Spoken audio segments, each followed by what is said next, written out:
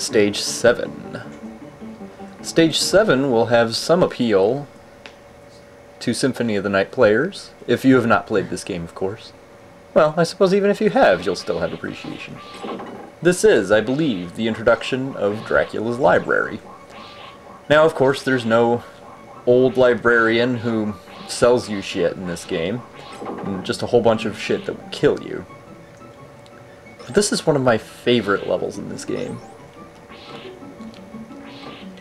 The backgrounds, the general feel, the music is pretty catchy.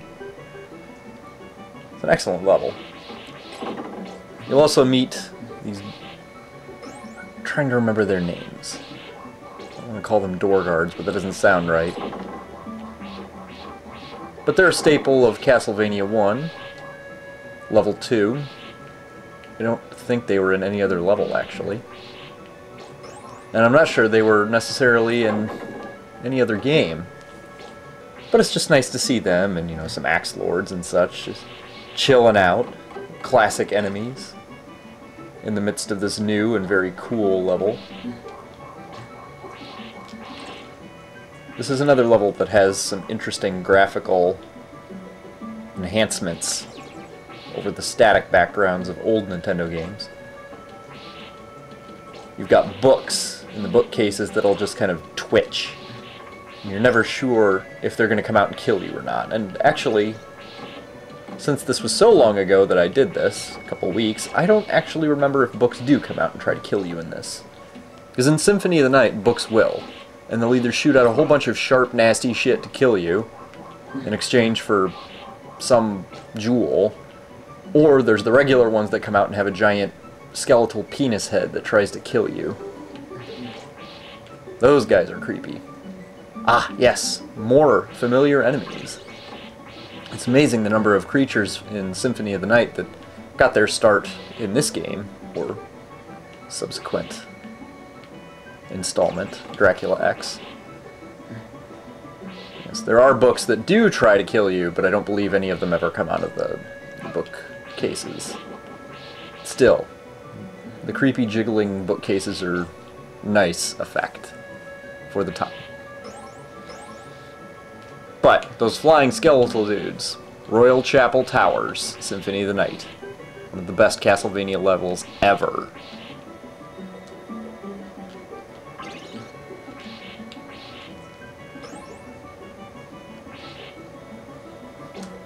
I do have to say, however, that this level does one thing that I really never cared for in any Castlevania, and that is a downward moving level.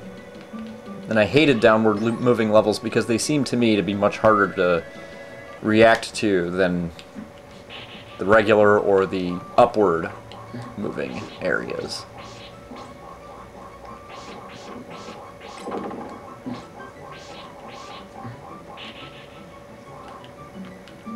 And of course, yes, I did die. But that's besides the point. Coming up here is something you definitely won't see in Symphony of the Night. A dexterity test. Platforming test. Riding on floating books. For some reason this place gave me trouble for the longest time, but the most recent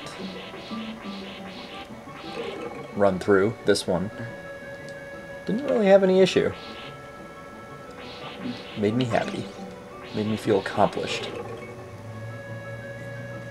Except for these red fucks. They're a pain in every Castlevania.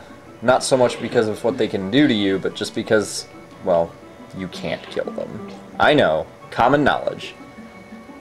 Everybody knows that. Your blonde valley girl in Phi Sigma Kappa 10 whatever is gonna know that a red skeleton regenerates. It's just basic human understanding. Go ahead. What isn't basic human understanding is that portrait of that old broad there. If I recall correctly, she'll grab you. She'll rape you. She will feel you up.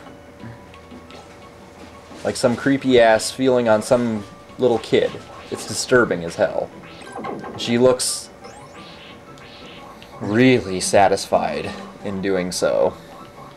That's the only way I can describe it. That's the only way I want to try to describe it.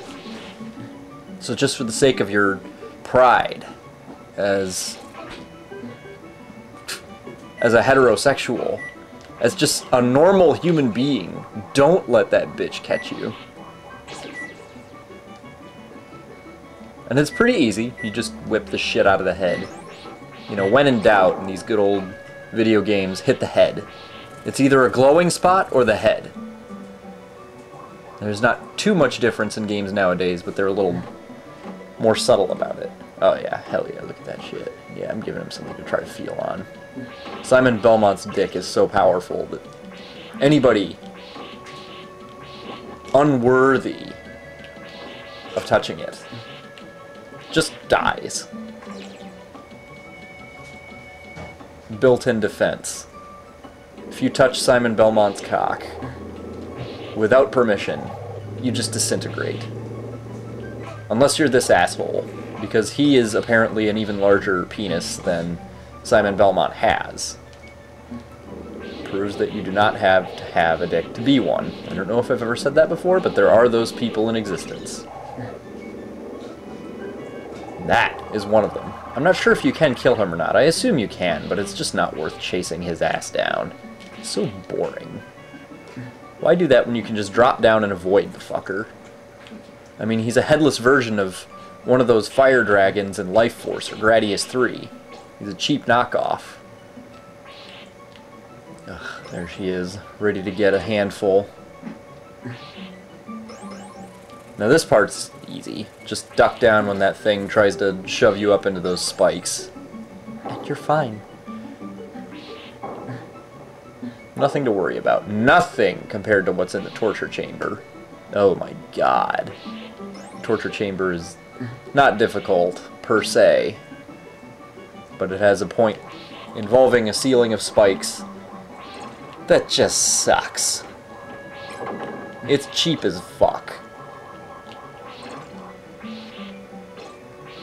It's like trying to use a plastic Ziploc bag as a condom cheap. You know, it just doesn't work. But anyway, the boss is easy. You shouldn't have any trouble with this guy at all. In fact, I came into him not knowing what to expect and pretty well beat the shit out of him. Just sit here and let him go ape shit. By the time he whips out a weapon that's actually threatening to you, you're pretty much done with him.